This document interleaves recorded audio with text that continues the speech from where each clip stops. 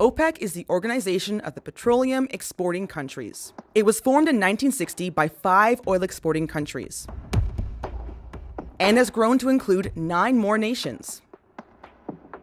The reason? 1960 was a time of a globalizing oil market. Demand was growing, but oil-producing countries weren't the ones benefiting. Global production and price was controlled by 7 Western oil companies. That's where OPEC came in. Its goal was to give power back to the nations who had the oil the world desperately wanted. Their plan was to regulate supply and to manipulate prices. In other words, become a cartel. Member countries meet every 2 years to set production quotas. The lower the quotas, the higher the price for oil-consuming countries. In its early days, OPEC did not have a lot of influence on prices.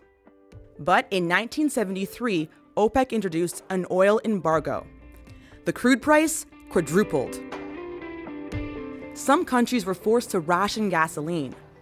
At the time, OPEC accounted for about half of global oil supply. OPEC lost some influence in the 1980s. High oil prices meant people were switching to alternative fuel, non-OPEC production increased, and a global recession saw demand for oil decrease. By 1986, the price crashed. Over the next 3 decades, the price of oil continued to fluctuate for a number of different reasons, despite OPEC's attempt to control it. OPEC's influence has dwindled. It now represents less than a third of the market share. Add to that the increase of non-OPEC nations to the oil market, like Canada and the US. Recently, OPEC said it would restrain output to boost prices. That would be the first production cut since 2008. But there are doubts that OPEC could even accomplish that.